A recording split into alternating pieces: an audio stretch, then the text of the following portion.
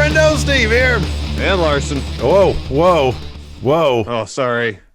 It's muscle memory. It's sort of like when WWE talents, they're walking down the ramp, they're playing to the crowd. There's no fans there. You got one week of this. Hey, friendo Steve here. And young boy, can I say Larson at least? You can say Nebon. And Larson, Nebon. And welcome back to Going In Raw, the only pro wrestling podcast you need to be listening to right here at youtube.com/Steven Larson and available wherever podcasts can be found. We shoot these recaps live on the Twitch at twitch.tv/Steven Larson. So hit that follow button and come check it out. It's a lot of fun. It is a lot of fun. Want to say first, thanks to everybody who joined us on our live stream, not just on camera, but of course in the chat room, watching along with us as we watch days 1 and 2 of WrestleMania. Big shout out to Cal Jack. Thanks for being there with us, buddy. Appreciate it. He gave us a good run for our money for this Big Red title. Yep. Want to say thanks to Tim Spulak. Want to say thanks to Brian Luckman and congratulations on graduating from the School of Going In Raw. Cody Miles, thank you so much. And Cody for running that Discord, that contest that he did. Good job with that. We got to thank B-Man, Patrick Sparks, All Day Real Superstar, Austin Theory, joining us for a little bit. And also shout out to Busted Wide Open. We had a Pick'ems challenge with them. Sir Ian over at Busted Wide Open, he is your winner on the tie breaker. And him tied. We tied. 105 points each. That's crazy. He thought the Braun Goldberg match would last about, 20 seconds shorter than you did. 29 seconds. Matter of 29 seconds. If you'd said 4 minutes or under, you'd be the winner right now. Therefore, we will be punished by them. Punishment to be announced. But congratulations.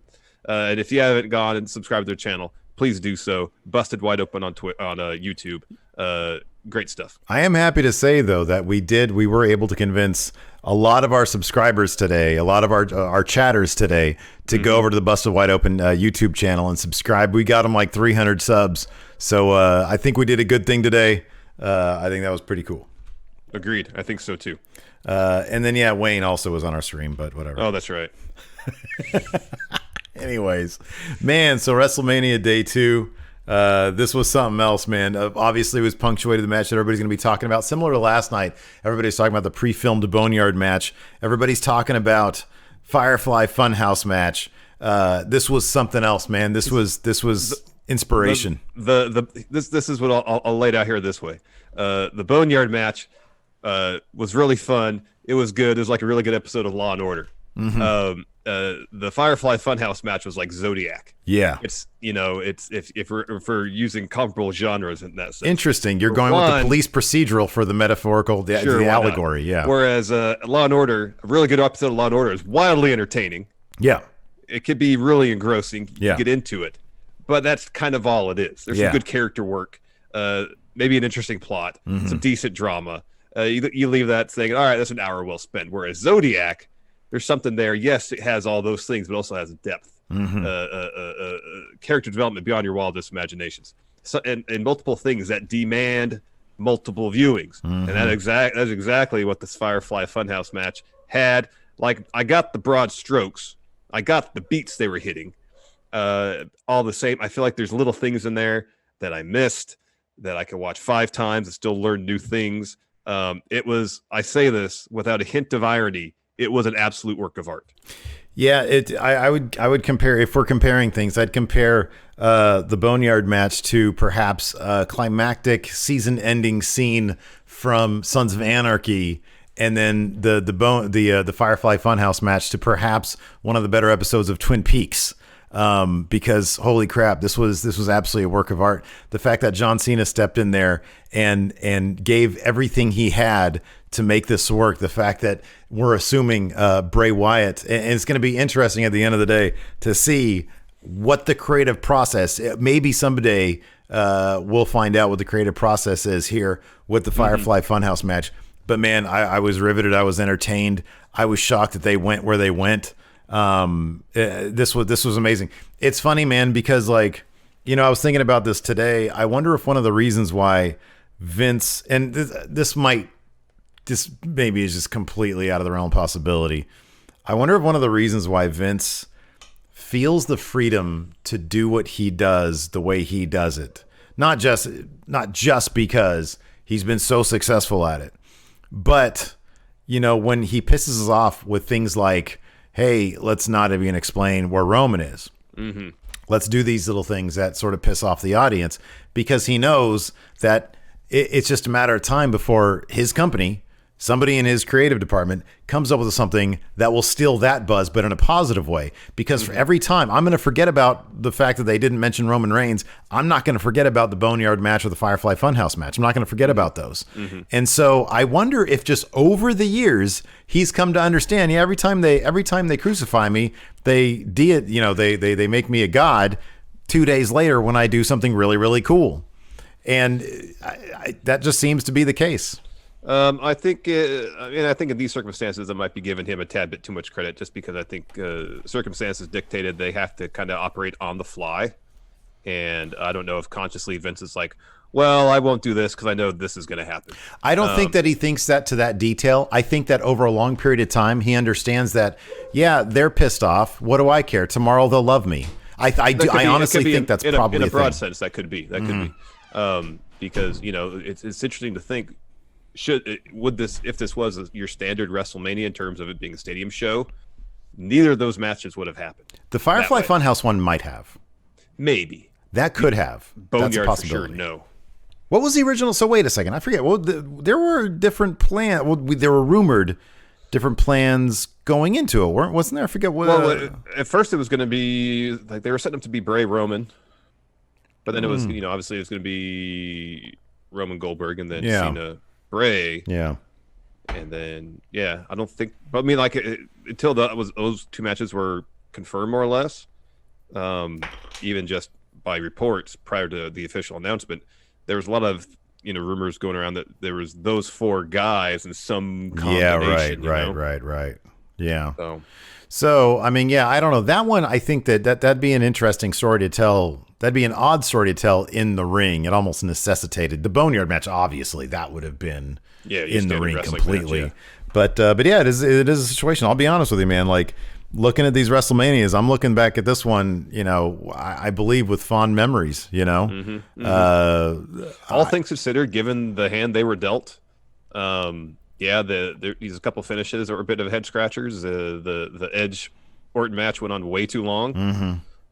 But by and large, everybody busted their butts in the ring, put forth their best effort, and it's definitely a show that won't be forgotten, and it definitely won't be listed amongst the worst manias ever. Mm-hmm. Yeah, it was the course of the 2 days, a lot of fun, a lot of interesting twists and turns. They gave us some stuff that we'll never forget. Yeah. So hats off to WWE for delivering under pressure. I'll say this also. One of the more interesting things to come out of this was they have advertised Money in the Bank for May. Yeah. That's, I'll be honest, shocking. Yeah. Because so from what we understand, what was, I guess, confirmed, didn't Ryan Satin have this? And it was WrestleVote that said that essentially, like, don't plan on Money in the Bank happening. I'm sorry, I should have finished my thought. From what we understood, all that they had was Raw After Mania filmed. Yeah, in the can. The can. I mean, all this talk, and granted, it's been all on us and news sites who have sources and just extrapolating from the current national situation, the global situation, if you will, that, hey, these guys aren't going to be able to shoot anything. Yeah. But evidently, I would think, man, that they know something obviously we don't about the whole thing. Otherwise, why would they say that they could have a Money in the Bank in May? I don't know. I mean, obviously they're totally fine with I mean, like we had heard that the stay-at-home order in Orange County and Orlando was set to expire on Thursday. Mm-hmm. And so the plan was to do SmackDown on Friday. Oh. But I thought I don't know. I just figured everybody's under the assumption. I don't know though. That was just at the time, and subsequently since then, the whole state of Florida has been under a stay-home order. And I don't know if that supersedes. I would assume that would supersede whatever Orange County had planned. I wonder if they got some sort of special exemption. I wonder. I mean, the McMahons, they have their hands in politics. That's for damn sure. Vince was on that call with all the other sports commissioners with old Trump. Oh, I didn't know that. Yeah. Wow. Yep. Oh, Vince, you're good. You could do that. You do your thing there. I'll talk to Florida. So somehow Ron DeSantis, decided to label WB as an essential business. Mm-hmm. During this the stay-at-home period, then I guess maybe we'll get more stuff. It seems. I mean, you would think that maybe if they've said, "Hey, we've proven that if they're testing, if they've proven that they have," because Stephanie has been very, very upfront about, "Hey, we are taking all the precautions that we possibly can." If they're saying, "Hey, we're not doing this carny way, we're doing this legit way, Ichiban, not Niban," then can we get this exemption? That wouldn't surprise me at all. Would not surprise me in the least. Yeah. Especially if Vince is like, "I've got this other competition, AEW. They shot all this stuff already." Yeah, maybe. Remains to be seen. I imagine we'll hear some this week. Will be interesting in terms of news developments. In terms of what we can expect. Joe Warren says Linda's no longer part of the administration. Didn't she leave the administration to start a super PAC for Donald Trump though? Yeah, to lead one, yeah. So if you she's still well connected. They're still very well connected people. Yes.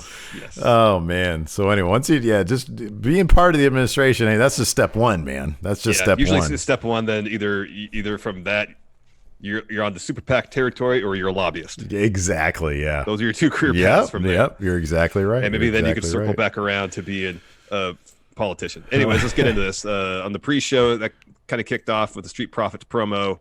It was kind of middle of the road. Yeah, it was. We're at WrestleMania. It was just more evidence that, hey, man, I'd rather just see these guys wrestle. I just want to see them wrestle. First match of the night on the kickoff show, Natalya versus Liv Morgan.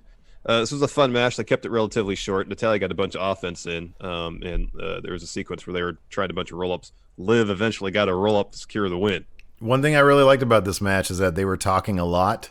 Yeah. And it really added to the character stuff when you can hear that banter. That's one thing I'm going to miss when the crowds come back. Mm-hmm.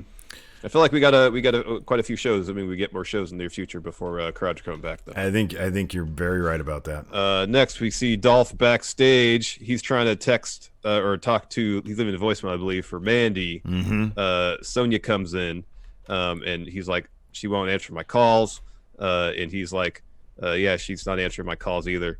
They're both upset that Mandy won't respond to them. Mm-hmm. And then, isn't that when I thought, didn't he have like an interview or something? And he said interview over. Is that later? That might have been it. It didn't matter, to be honest with you. Yeah, that was it. Anyways, we're going to get into the meat of this particular recap. But before we continue, here's a word from a sponsor of today's show, Raycon. Hey, Larson, look around you, man. It's a wireless world, and to fit in this world, you need a great pair of wireless earbuds. But before you spend hundreds of dollars on a pair, you got to check out the wireless earbuds from Raycon. Raycon's earbuds start at half the price of other premium wireless earbuds on the market, and they sound just as great as the other top brands you know. Yeah, in fact, Raycon's latest model, the E25, are their best ones yet, with 6 hours of playtime, seamless Bluetooth pairing, more bass, and a more compact design that gives you a nice noise-isolating fit, and they're comfortable too. My pair of E25s become my go-to pair of earbuds when the clock strikes, gains the clock, and it's time for me to hit my workout area I set up in my garage. They paired easily with my phone, and the compact design and comfortable fit means I'm not constantly adjusting my earbuds while I'm trying to get my pump on. That's what I concentrate on. Pump.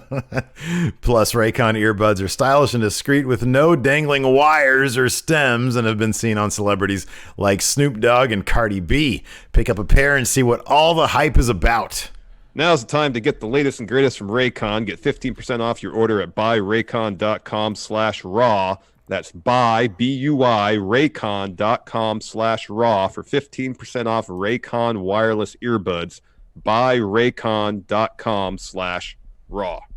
So before at the start of the show, we got another statement from Stephanie McMahon. This one is shorter than night one. It's more or less the same thing, though. Yeah, it was just, hey, we're back for another night. Very unique WrestleMania night 2. Here it is.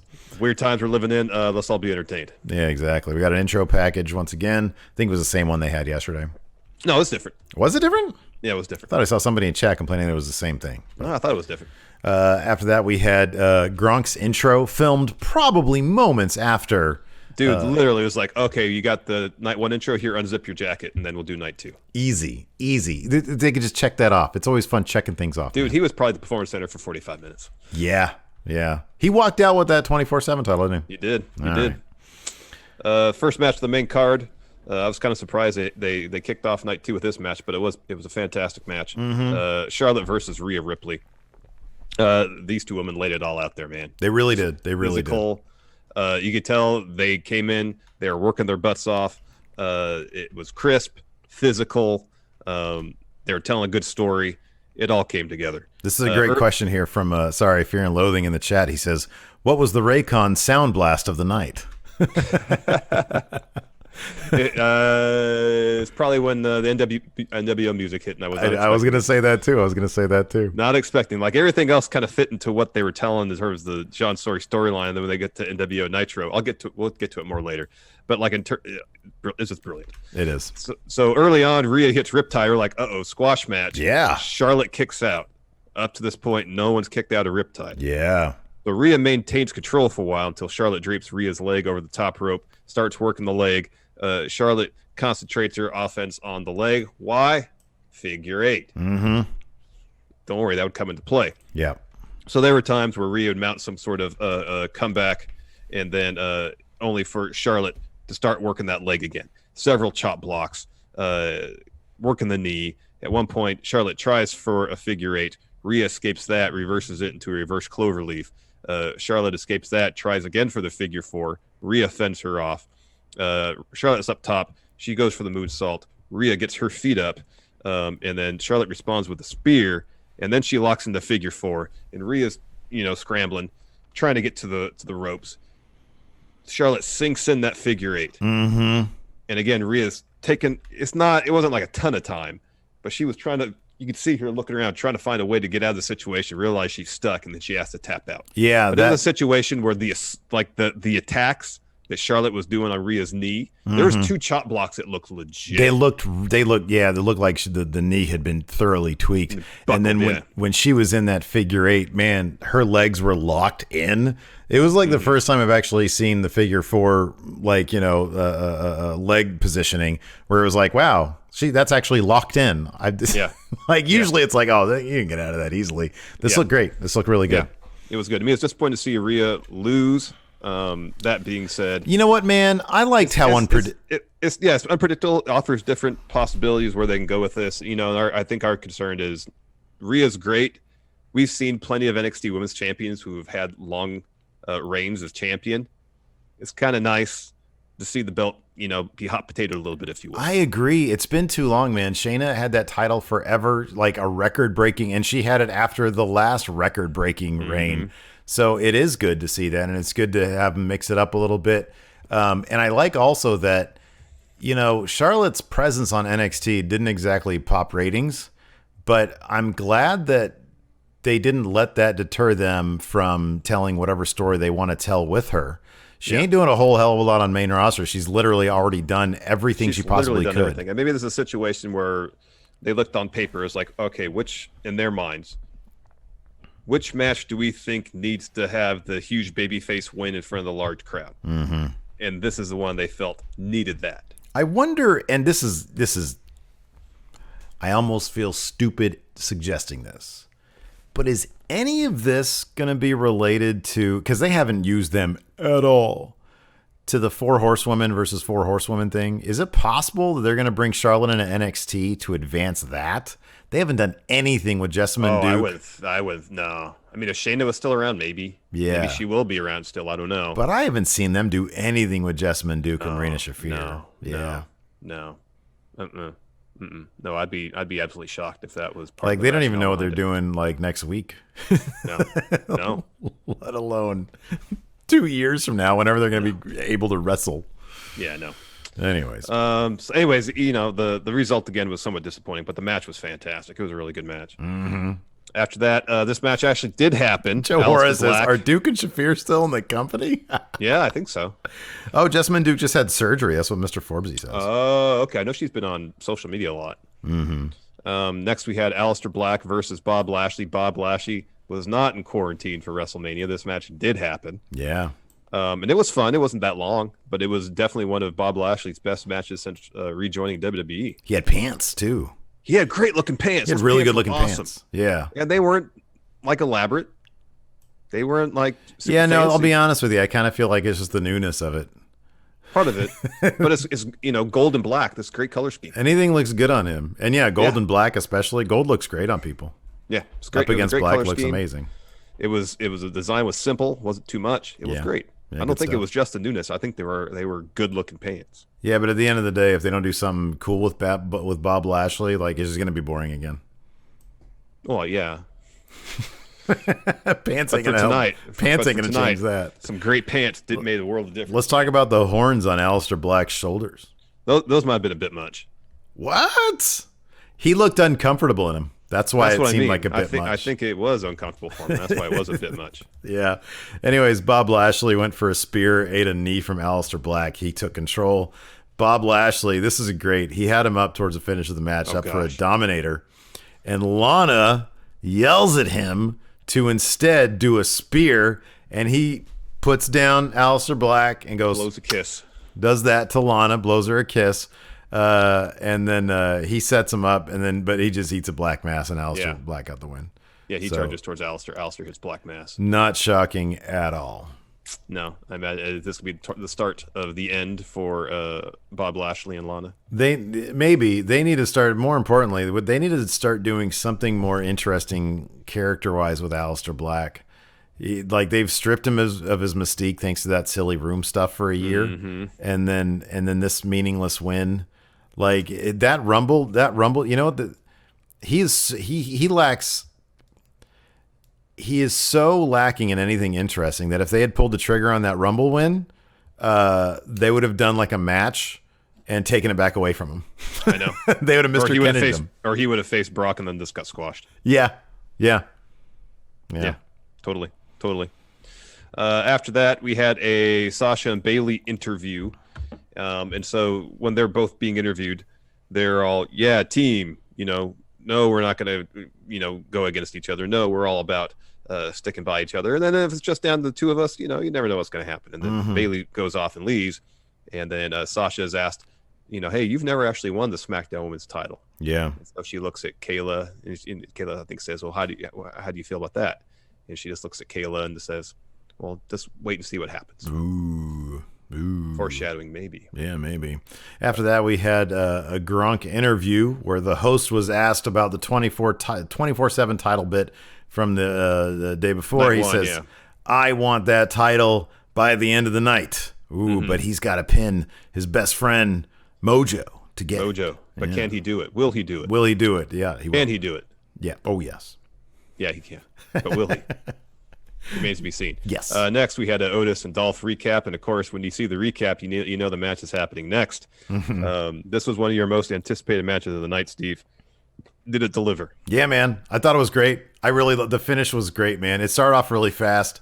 Otis started off really fast, but Dolph super kicked him out of the ring with he slapped his leg hard on that one. Yeah, he did. It was great. He took control. Otis started his comeback, of course, with some hip thrust. Air humping. Thrust, yeah. God, I'm horny.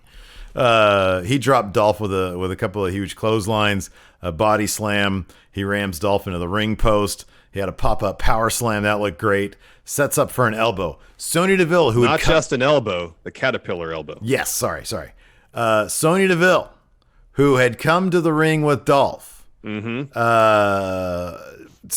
up on the apron and distracted the ref, and Otis didn't drop the elbow. No, he got distracted. He's like, oh, what's going on here?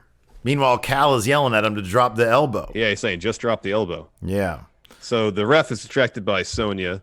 Otis is distracted by Sonya. This allows Dolph to come behind Otis and kick him square in the front area. Oh, yeah, the kick, yeah. And then this brings Mandy out. Yes. So Mandy, she comes storming out. Sonya gets off the apron, gets in her face. Mandy slaps her. Oh, deck Sonya. The rest distracted, so she can low blow Dolph. Yes.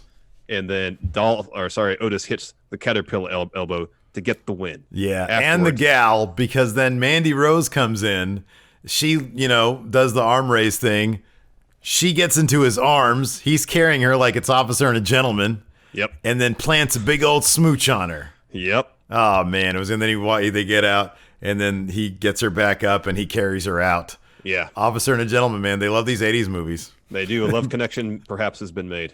Exactly. Perhaps now on, if SmackDown is to happen, we can get more of this. So I hope so.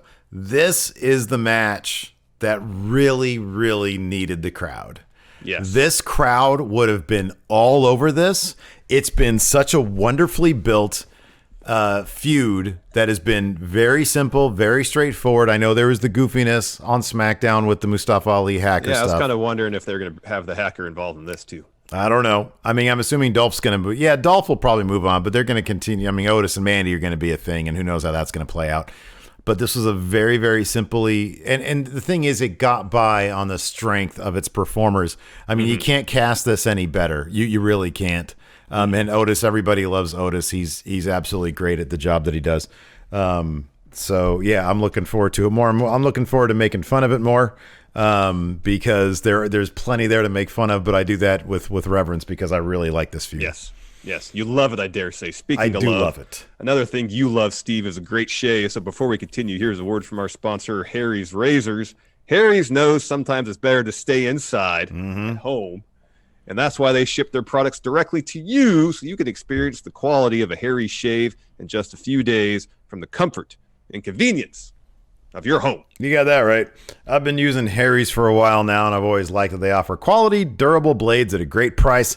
Man, I'm talking just $2 a blade, and they've kept their prices low by cutting out the middleman and making their own blades in their German blade factory that's been honing precision blades for a century now. That's a long time. Did I mention you can get them delivered to your door, your home, so you don't have to go anywhere? I do that. They do that for me. Yeah. With Harry's, you can get a 100% quality guarantee. If you don't love your shaves, just let Harry's know, and they'll give you a full refund.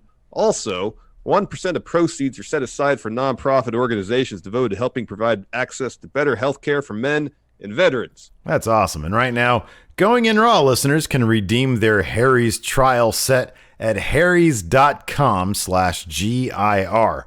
You'll get a weighted ergonomic handle for a firm grip, 5-blade razor with a lubricating strip and trimmer blade, rich lathering shave gel with aloe to keep your skin hydrated, and a travel blade cover to keep your razor dry and easy to grab on the go. Go to harrys.com/GIR to start shaving better today. Next up, Edge versus You Think You Know Me. Randall Orton. You think you know me. I hear voices in my You Think You Know Me. Dun, dun, dun, dun, dun, dun. So Edge comes out first. Cue Randall Orton's music. No Randall Orton. Edge. He's got tunnel vision on that ramp. He's thinking maybe he's quarantining. Maybe. So he's got tunnel vision on that ramp. He's not looking around anywhere. In runs Orton, dressed in all black, RKOs him. And so he takes his stuff off. He's got his ring gear underneath, and we go to a replay from a different angle. Orton was disguised as cameraman. Dropped camera. Didn't know that he moonlighted as a union camera guy. I did not know that either. Yeah. Drops with RKO, and so the ref goes to Edge. So the match hasn't started yet. It's like, hey, do you want to go? And Edge says, yeah. Bang, another RKO. Edge rolls out of the ring, stands up a little bit to break the 10 count. It's the last man standing match. And then Orton nails him with the camera. And then they proceed to brawl basically all around the Performance Center. It's great having Cal here because he's saying, oh, this is where they're at. This is where they're at. Yeah, that's right. So they went to the weight room. They entered there. Orton had control. Edge takes control there because he drop kicks him. They start brawling back towards the PC entrance, then back towards ringside where Randy rams Edge into one of those giant LED columns they have set up instead of chairs, toss him over the barricade. Then they brawl back into the hallway, into the conference room where the Gargano Ciampa brawl started. In there, they had some sort of netting, like wire mesh on the roof. So it was a cool spot where Orton is laid out at the table. Edge grabbed that, lifted himself up, dropped an elbow on Randy. They eventually brawl into some sort of storage area, which Cal said was in a separate building. Yeah. In there, they happen to have some ring steps. Orton rams Edge's head to those.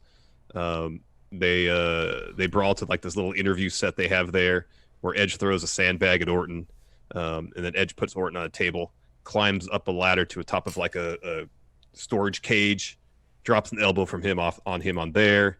They brawl over to where there's a pickup with a truck bed liner or topper on there. Orton hits a draping DDT off the cab of the truck onto the bed cover. And there's a production truck there, just like you would find in any of the video games. They climb up there. Orton is getting ready for a punt. Instead, he eats a spear from Edge. Edge goes for another spear. Orton counters with an RKO. That was a pretty cool sequence. Then Orton goes back down the floor, taking his sweet time. Brings a couple of chairs, hits Edge with one, sets up for a concerto. Edge gets up, locks in an arm triangle till Orton passes out. Orton falls on one of the chair. Edge grabs the other one. He tells the ref to stop counting, and he's like really milking the moment. You know, 'cause this guy, he said, you know, hey, Orton is like basically a brother to him, but he's got to do this. Hits him with a concerto. Ref starts counting again. Edge wins. Fine enough match. It was probably 10 minutes too long. 10 to 15 minutes too long. Yeah. There's just a lot of brawling. I understand the philosophy of, hey, people, this is the first Edge match in 9 years. People want Edge, but you know, you want to leave them wanting a bit more as well, maybe. Yeah. It was just really long. It was very, very long. And it was somebody in chat said it perfectly. It's a very plodding match. Yeah. Yeah. Because even like the Rhea Charlotte match was a decent length. Yeah. But it was just bang, bang, bang. Bang, bang, bang, bang, bang.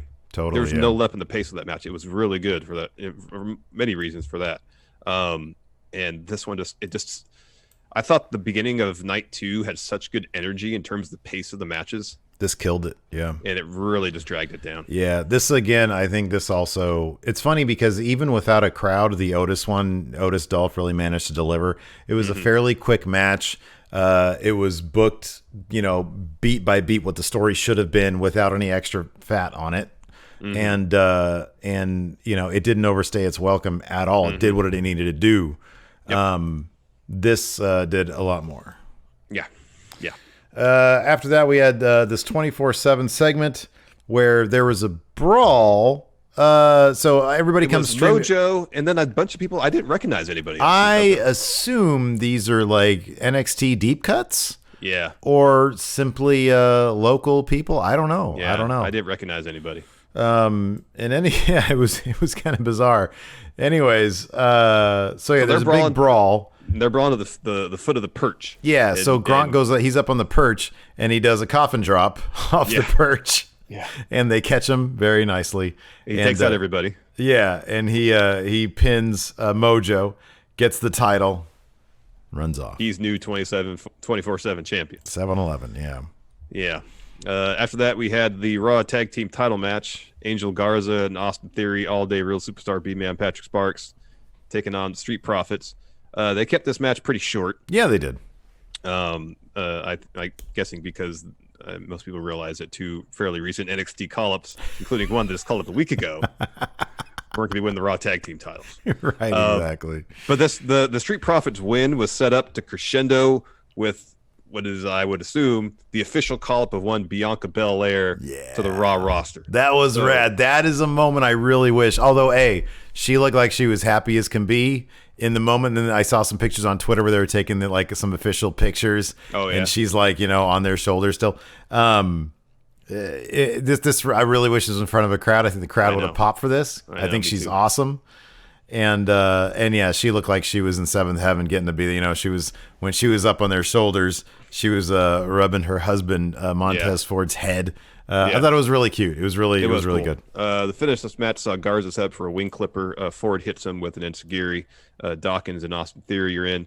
Austin Theory hits a TKO on Dawkins. Mm-hmm. Ford breaks it up with a frog splash, and Dawkins just rolls over, covers Theory to get the win. Garza and Theory then proceed to beat down Montez after the bell. And that's when Bianca runs out, hits KOD on Zelina, and Street Profits and Bianca celebrate together. Yeah, good stuff.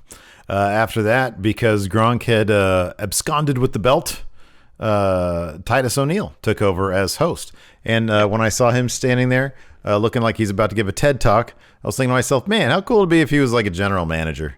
I think it'd be really cool. I kind of feel like Raw could use like a general manager, like, you know, just a face to be the guy who's like booking the matches and stuff. I think it'd be great. Yeah. I like Titus. Me too. After that, we had the 5-pack challenge, the Fatal 5-Way. Yeah. For the SmackDown Women's Championship. Women's Championship. So as anticipated, we all kind of thought that everybody would kind of gang up on Tamina to eliminate her first. And they tried initially. She fends them off a couple times. Eventually, they knock her out of the ring. Sasha and Bayley then proceed to team up. They try to pin Lacey Evans together. She kicks out. And then for a brief spell, Naomi and Lacey are teaming up to get Sasha and Bayley out of the ring. Then they fight for a little bit. Tamina's back in. She drops everybody. But then she's pretty like casual about getting pinned. She just like puts her foot on people like and tries to pin them that way rather than actually doing a cover. Yeah, and so she can't pin anybody. And so at one point you have Sasha, Tamina, and Naomi in the ring. Team Bad. They all put their fists in the middle. They fist bump. You think Team Bad reunion. Hey, let me ask you something. What? Their fist bump was like a very specific, wasn't it like all on top of each other or something? Yeah, I think so. Would you have known? You can't do the shield thing. If that was trivia, did they do that very specific fist bump type thing back in the day? I don't remember, but on SmackDown when Sasha offered her the fist and Michael Cole mentioned Team Bad, otherwise it probably would have escaped me. Oh, okay. So if it was trivia and they said, what was their fist bump? I would not have known. I've been saying, well, you said what it is. I'd have been like, I'll be honest with you. If you asked me who is in Team Bad, I'm not sure I'd even know. Oh, that I remember that. Yeah, I would say fist bump. I remember them being in a team. I remember Sasha being in a team. I'm not sure I would have remembered who it was with. I remember that spell because Naomi seemed like she was not having fun being a heel. Yeah, that's probably I blocked it from my memory.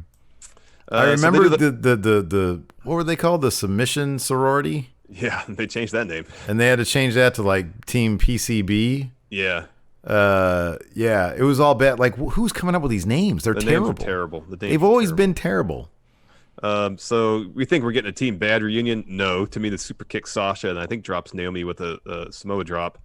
And that's when everybody else hits a top rope move on Tamina. Mm-hmm. Like Bayley hits the elbow, Sasha hits a frog splash, Lacey Evans hits the moonsault, and then Naomi hits the split-legged moonsault. Yeah. They all cover Tamina first eliminated. Yep.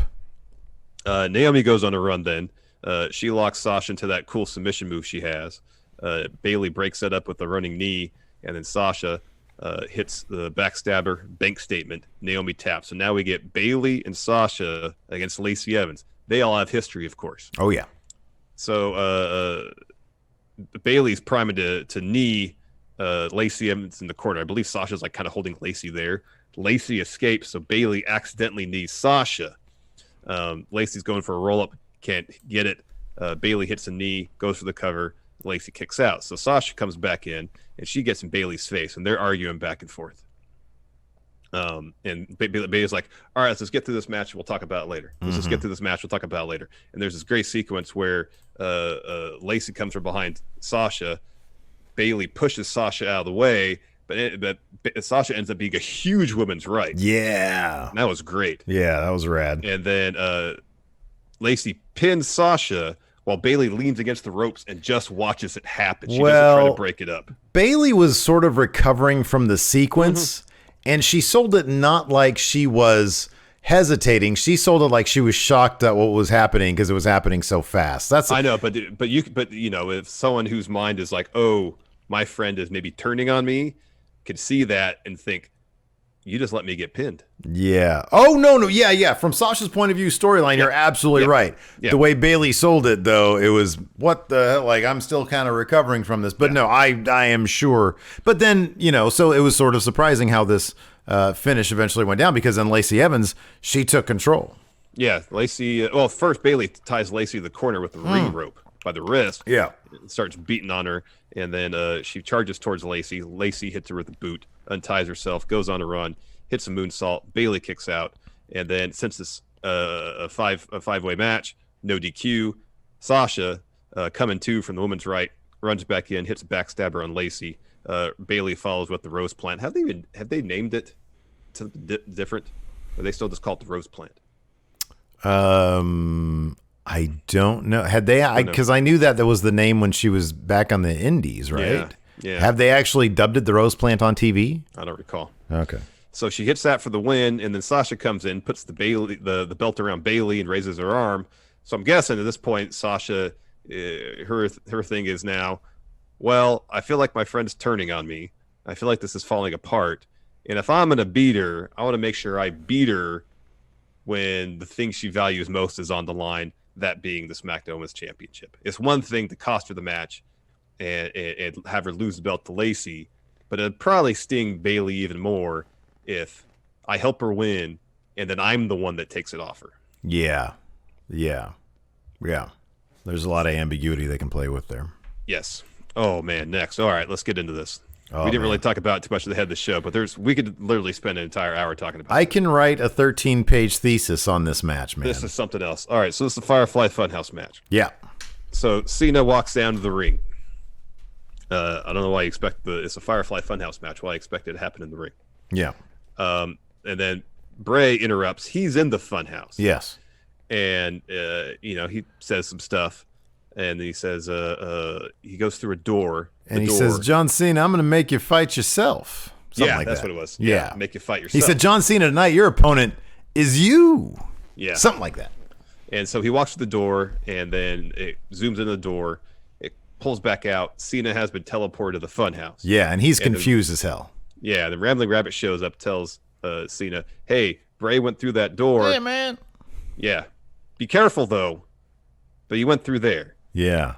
So Cena follows, and he enters this dark room, and he's there. Then from behind him is Vince Puppet. Dun, dun, dun. And Vince starts giving him the whole spiel about ruthless aggression. Oh, it's so good. And it's like I don't know, 4 sentences or so, and they all end with, then you're going to prove you have ruthless aggression. Well, it's taking the little bits, when he did that promo ringside, or in the ring with all the superstars ringside, it was taking like the little bits where he's asking people if they had ruthless aggression, just kind of a Vince Puppet do it. It was great. From there, we go to John Cena's debut against Kurt Angle. So intercut was Kurt Angle bits, him actually doing the promo, some footage from all that, with Bray kind of recreating that promo, calling out, doing the open challenge. Cena comes out dressed as prototype John Cena, essentially. He's got the little shorts. Yeah. Everything. Yeah. And then and they have the SmackDown fist. Yes. So like this whole thing was filmed at the WWE Archives, where we have a vlog somewhere on our we have a vlog on our channel where we went to the archives for one of the 2K things, and they have a ring set up that has very little going on. It's basically all just shrouded in black. And it's not a very large room either. And it's not a large room. There was not a big gulf between sort of the walls. And they told us that, they filmed some media stuff here. Whenever you see commercials. Asuka's promos before her debut was filmed there. Yes. Yeah. Yeah. And so it was, you could tell, given that they use so many things from the archive that's there, and the SmackDown fist was one of them. So they have this giant fist, and then Cena sort of comes next to it when he's entering, because of course he debuted on SmackDown. Yeah. So he shows up, he gets in there. He gets in the ring, and Bray says, "Look, it's the where you had your first failure. Yeah, you almost got fired." And Cena's about to punch him because what he does, he decks Kurt, and then Bray says to him, "You can look, but you can't touch." Well, Bray ducks it, unlike Kurt Angle. And he said, ho, ho, ho, you can look, but you can't touch. Referencing another failure of John Cena. It's a very personal one. That was so good. That was really good. We go ringside. We see Vince and Mercy the Buzzard. And Vince has the patch, the WWF patch on. And Mercy was dressed in Macho Man glasses. Then we go to Saturday Night Main Event. So they have the entire promo for Saturday Night Main Event, and it's exactly as it was before, except one of the inserts has Mercy the Buzzard coming out of the box. Oh, it was so good. And then Bray is outside. He's setting for a cage match, and he's kind of doing a Hogan thing. And then in comes Cena. He's pumping. He's doing bicep curls. And he's referred to as Johnny Large Meat. Yeah, Johnny Large Meat. And Bray's cutting a promo on him, And the whole time Cena's just pumping iron. And then he gasses himself in the situation where he finally turns to Bray. It's like he wants to hit him, but he has no control over his arms. Yeah. And so kind of the implication through a lot of this, the middle portion of it is Cena losing control of himself. Yes. Is like the physical manifestation of Bray playing with his mind, essentially. We go from there. We go to Thugonomics Cena. Again, SmackDown set. Yeah. He's cutting some rhymes on Bray. He kind of gets his wits back. Yeah, he sort of says, now I'm on him. Yeah, he says, now I'm the doctor of Thugonomics, and so he starts, just like he did, and it was the same outfit he wore at WrestleMania last year when he did the same thing with Elias. Yeah. And so he starts laying some rhymes on him. But also it was a situation where, Cena tells it himself, his initial run after the Angle thing, he views as a failure. He was almost fired. It wasn't until he was the doctor of Thugonomics that he kind of revitalized his career. So it makes sense in terms of the story told here. This is the portion where he would kind of regain control of John Cena. Yeah. And he uses, and he when he's spitting these rhymes at Bray, he talks about missed opportunities and how that's all he's experienced. Yeah, and then Bray says, you're one to say about missed opportunities. You've never had that. You're WWE's golden goose. Mm-hmm. He says you're a bully. You take the weaknesses of others and turn them into jokes. Mm-hmm. But here, I'll give the floor back to you, John. And so Cena starts dropping some more rhymes. They're pretty lame. He takes a swing at Bray. Bray moves again, and this time he has Cena's chain. Well, this time Bray teleports. Yeah. Cena attacks him in the corner, but Bray teleports the other side of the ring, and that's when he's wrapping his fist already with the chain. Yeah, that's off Cena's neck. Mm-hmm, yeah. He decks Cena with it. Now we go to Bray, OG Bray. And he's in the old cabin, and he's got the old, chair. Waylon Mercy shirt on. Yeah.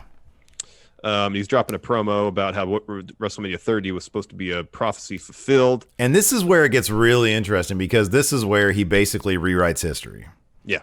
And that's what he said. He says prophecy fulfilled. It was supposed to be, but it was the home of my greatest failure. And it's intercut with shots of that match. Mm-hmm, yeah. He says, but now it's time to rewrite history. And so we're back in the ring, and Bray hands John Cena a chair and says, John Cena, it's your chance to fix it. Mm-hmm. Your chance to make up for your greatest mistake. Yeah. And he says, I want you to hit me. And so Cena swings at him. Bray teleports, disappears. Yeah, and Cena immediately drops the chair and freaks out over what he's just done, because he has just. And what's great about this, man, it's so funny because the match is so in our wheelhouse, because number one, it's the most interdimension tension match we will ever see. This is so interdimension tension. And two, it's the kind of thing that you've often harped on when we talk about Bray Wyatt and his potential and how they should be using him. And we always go back to that WrestleMania match. And so it's like, man, they have basically just solved all of these problems. I know. I mean, it's literally this match was speaking to us. I know, exactly. And so we go from that. We go to NWO Nitro. Yeah. And so Bray is in the ring. He's intercut with images of him and Eric Bischoff. Yeah. So he's got the Bischoff leather jacket on. He has an NWO Wolfpack shirt on. And at first we get like little flashes of the WCW Nitro opening, but it's like the NWO version of it. Yeah. So then he introduces, in the same way that Eric Bischoff introduced Hulk Hogan, he introduces Hollywood Hogan. He introduces John Cena. So, we go off the idea of what do people have been clamoring for Cena to do at some point? A heel turn, and there's no bigger heel turn than going with the NWO. Exactly. So it's Cena finally flipped that switch, swung the chair at Bray, heel turn, referencing Hulk Hogan. Just awesome stuff. Anyway. Yeah. Using the lexicon of pro wrestling to tell the story of John Cena, Bray Wyatt. Absolutely brilliant. Great. So Hollywood Cena gets in the ring. He poses. I think he takes like a weight belt off or something. He and Bray too sweet. And then eventually Cena kind of shakes out of it, tackles Bray, grounded pound. But we don't really see who he's beating up until it's revealed that it is, in fact, Huskus, the puppet. Yeah. Now, at one point earlier on, people are going to roast us if we don't mention this. At one point early on, or earlier than this, they cut to commentary, and Vince McMahon says, "This is such good shit." Oh, yeah. It was during the... I thought it was during the... What's that? That was during the Thugonomics stuff, or was it? No, maybe it was the SmackDown stuff when Vince immersed. I thought it was during the NWO stuff. I thought it was a little bit later during the NWO stuff, but I could be wrong. But in any event, it was awesome. It was great. That was fantastic. So he's beating up Huskus, and then the Fiend appears behind him, locks on the mandible claw, gets him his Sister Abigail position, and in voiceover, we hear what Cena said on his promo the other night on SmackDown, that I'm going to finish the job I started 6 years ago, and then hits him with Sister Abigail, puts another mandible claw on, and then Firefly Funhouse Bray comes out, count the pin. We go to a wide shot. Cena disappears. Yeah. Cena's gone. Who knows where Cena's at now? Again, I'm gonna watch. I gotta watch this like 3 or 4 or 5 more times to pick up every little thing. There's so much going on here. There's so much going on. It's so enjoyable. It's honestly, it's a celebration of all this stuff as well. I mean, wrestling has it's got so much that you can mine.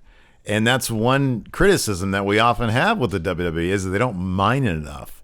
Mm-hmm. There are so many different stories that predate, when wrestlers come into WWE, like the whole Bullet Club thing. It's like finally they got around to the OC, but it's like besides that one match, we never really had Finn Balor versus AJ Styles, and that's a match that like the hardcore audience would love to see, and then you can educate the rest of the audience on that history, and you can just build on it. Yep. And the fact that, I mean, obviously WWE used their own history and the history that they own with WCW and the NWO to tell this story. It's absolutely fantastic stuff. It's really great. It was really good. And I, as I mentioned on the stream, it's going to be hard for me to see Bray ever again in a sort of traditional type wrestling match. Yeah. Like anything short of something like this in the future is just a huge step down. Yeah. And stuff like this capitalizes on Bray's immense talents way more than anything he typically does in a wrestling ring. Yeah, I know, but I'm not. Look, man, if the next thing we see is on par with Daniel Bryan versus Bray Wyatt, I'd be totally fine with that. I mean, he's going to have to get in the ring at some point. Yeah. Now, if they during this period of empty arena stuff, do I want to? I think that'd be a little bit weird. They need whatever they do. I'll put it this way: whatever they do, they need to continue to give him the green light.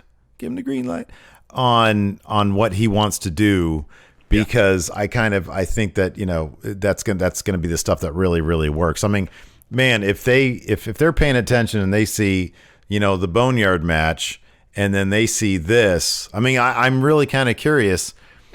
Vince gave the green light to this, and I doubt that they ever would have ran this past him. I doubt they would have done this without running it past him first. You know what I mean? Yeah, totally. So I don't know, man. Hopefully he gets it, and they let Bray continue to do what he's doing. If not, we'll just have this to appreciate, I guess. I know. Jonathan says, someone says, Ryan Luckman says, don't forget about CM Punk. There was a quick shot among Cena's failures of CM Punk beat him at Money in the Bank 2011. Yeah, at one point they did like a smash cut of his failures, including him sitting there against The Rock after he lost. Yep. So technically CM Punk returned. Yeah, he did. Finally, the main event, Drew McIntyre versus Brock Lesnar for the WWE Championship. This match pretty short, action-packed, infinite finishers. Finisher. So pretty quickly, Drew hits Claymore. Brock kicks out of that. Drew's setting up for another one. Brock evades it. Suplex City time. I think he drops him with 4 or 5 German suplexes. And then Brock hits him with F5. He thinks he's done. Drew kicks out at 1. Yeah, like immediately. All that extra work with the Gameskeeper paid off. Oh, time to slay the beast. Brock hits another F5. Drew kicks out at 2. Another one. Drew kicks out at 2. So what did Heyman say to him? He can do this all night, but you can't keep kicking out. That's it. So he goes for another one. Drew escapes that, hits Claymore, then another one, and that finally gets him the win. Mm-hmm. Yeah. So Drew is your new WWE champion. And man, when they presented that title to him and he reached out, it was like he was just checking to see if it was real. The emotion there, the gratitude, Drew is the real deal, man. He really is. He's great. And it's absolutely fantastic to see that realization has been made at the top. My only thing is I want him to keep that edge, man. I want him to keep up the violence. You know, there's a time for charming Drew and there's a time for, beast mode. For kicking people's head off. Yeah, and I want that to continue. Same. I'm not, I don't know what the future holds with all this stuff, but they got to keep the edge up. Yep. All right, we got some highlighted messages here. Valak music, SmackDown starts, Cena's music hits, nothing for a few minutes, and then Steve comes out doing the whole shtick. Nowhere else to go now. That'd be great if they brought a Cena puppet into the Playhouse. I know. That'd be pretty cool. That'd be awesome. This is a big deal. This is a huge deal. They should treat it as such, I know. I mean, essentially, Bray has sort of exposed the facade, the hypocrisy of the WWE. Even I know. There's a lot of places they can go. This is going to be really interesting. Totally. A real examination of the WWE. Yeah. Future fortune. Could this night help push Bray into kind of a Taker supernatural status? The thing about Taker is that he has longevity. So yeah, it could definitely. It's definitely in the right direction. Just needs a long time to really build this up. I mean, Taker ate plenty of losses in his day. He did, but the mystique always stayed, and he could reinvent himself a couple times. So. If they give Bray carte blanche, then yeah, absolutely. Yeah. Ryan Luckman, does two new younger champions show a sign of trying to make new stars? Does what now? Sorry? Does two new younger champions show a sign of trying to make new stars? Time will tell. Time will tell on that time one. will tell. I mean, Vince has to feel some validation for Drew McIntyre. I mean, he dubbed him the Chosen One back in the day, and Drew went away, came back a completely different person, and he gave it to him.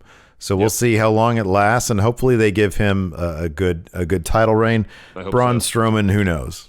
Yeah, who knows? Rich, so both men's title matches lasted a combined 6 minutes and 45 seconds. What total crap. He's not a fan of the short matches. No. Fear and Loathing, by deleting John Cena from history, Bray has altered time to save us from the virus. That's how they were able to announce Money in the Bank, I guess. Wouldn't it be something if on like the Then Now Forever thing, they took Cena out of that? Like Cena, like they erased John Cena from WWE history. What if they do the thing where on the network, it's Batista in singles action. There you go. They did. Bray Wyatt took over his Instagram as well. I don't know how they did this, by the way. I don't. Last I checked, you can't go into Instagram and edit a picture, right? I didn't think you could. They might know somebody over there. It would have to. That would have to be the case. I know. Can you edit a picture here? Edit. You can edit the text. And none of his text is edited. Like all the likes are still like, I have no idea. That is incredibly impressive. Yeah, I'm going back and there's some Ed stuff. Bunch of weird Stone Cold. Yeah, there's some like Photoshops. Weird there's like some weird memes. I mean, John Cena's Instagram is always kind of weird to begin with. Yeah, I don't know where I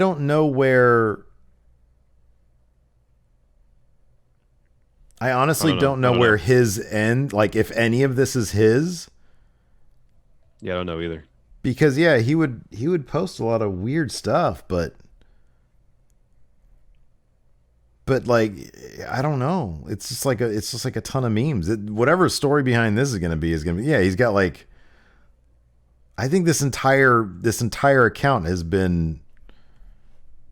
He's got a picture of the bad guy from Clash of the Titans. The 80s movie on there. And like these memes, they're very like the Stone Cold, whatever that is. Mm-hmm. It goes back a long way. So it seems that this has all been, there's a funny Rollins one, that this has all been changed. It seems that way. There's like a lot of Joker pictures in here. There's a unity to it that one thing that was a hallmark of John Cena's Instagram was that it was incredibly disjointed. Mm-hmm. Ganja Gandalf, love when you guys stream with Ricky tonight. You guys should try to stream with him and James Willems next year. We'd love to have James on. Him and Kovic, that'd be an absolute delight. Oh, absolutely. Awesome that Ricky joined us for the Oh yeah, that's right. Thanks, Edge Ricky. Orton match. That was awesome. White Brownie 92. Does Raw get back to 2 million tomorrow? Yeah, I think so. Yeah, it would. Yeah, it's got a lot of buzz coming out of WrestleMania. I mean, I don't know where they're gonna go from here. Yeah. Dang MQ, wouldn't Money in the Bank violate the CDC's no more than 10 people at the same time rule? Again, hey, I find it difficult to believe that they would advertise this if they didn't think that they'd be able to pull something off between now and then. I don't know, man. Captain Sin, have either of you watched Edge's 24 yet? Have not. I heard it was really good. Jonathan, how long until the Gameskeeper turns on Drew for younger talent? Who does he take on to manage? Ryan K. Lamb, when are we getting Drew versus Heath Slater versus Jinder 3-man band pay-per-view main event for the WWE title? Now, I don't think Jinder should be Drew's next feud. I think Drew's next feud should be meaty and a pretty significant name. Yeah. But down the line, it'd be fun to have a feud between Jinder Mahal and Drew McIntyre. I agree. I agree totally. I am the Banana, and thank you, I am the Banana, gifted some subs earlier. Who'd you like to see face in the next Boneyard and Funhouse matches? So I like the idea of people who are going to be in these matches have to have history behind it. You know what I mean? Number one Funhouse match for me has got to be Bray and Roman. Bray, yeah. Oh, yeah, that's good. You know what'd be rad is at Survivor Series. I know they typically do champion versus champion, but what about Drew versus Bray in a Funhouse match? That'd be fun. That'd be rad because you could do the 3-man band thing. Give me the Boneyard match, Damian Priest and Undertaker. There you go. Teal Jesus Fernandez, could they do more Boneyard style matches for Raw and SmackDown during this quarantine? That's a possibility. Yeah, I mean, dude, I don't know. It's gonna be interesting to see where they go from here. I say that a lot with WWE. It's gonna be interesting to see where they go from here. Glamorous Jar, when is the New Jack Dark Side of the Ring review coming out? Tomorrow. Yep, tomorrow morning. Yeah. Nuggly Fugget. Now that Asuka isn't a tag champion anymore, would you like to see her and Kyrie turn on each other and then position them as single stars again? I don't know, man. I think that what do we got going on? Let's see. We've got Becky on Raw, and we've got they got Bayley and Sasha wrapped up on this SmackDown thing. Mm-hmm. So yeah, I don't know. I think that Asuka's sort of done everything she can do on Raw. Like she just got pinned cleanly by Alexa Bliss a week ago. Yeah, and then they lost the tag title. So I honestly don't know. If I would hope that they would sort of get the tag team division on the women's side of thing moving a little bit more. I know. I don't know. The Mayor Pete says the memes apparently have been on Cena's thing. They just posted a bunch of Bray stuff today. Okay, all right. Teal Jesus Fernandez says John Cena has always posted weird shit, and that's true. He has always posted weird stuff. Okay, all right, cool. I just know like he does like all the motivational things on Twitter. And then Instagram is just weirdness. Weathered Souls, any surprise predictions for tomorrow? Also, did you know this was Dolph's first singles Mania match? Yes. I had heard that. Tomorrow, I heard that like a couple weeks ago. That was going to be his first. Maybe they'll have Taker tomorrow. That'd be cool. To do what? But something. Yeah. Ryan Luckman says, "Can we get a big friendo Zoom call for Triple Mania?" No. M. Stevens, what should Drew's first feud be? Unless they do like an empty arena Triple Mania, but I don't know. Who knows what they're gonna do? Yeah, I don't know. Anyways, Drew's you should what now? Drew's first feud. Gender. Okay, just right to the first one. Thank you, John Misenberg, for the bits. Jonathan, in which way does Cena come back change from this Firefly Funhouse? He doesn't.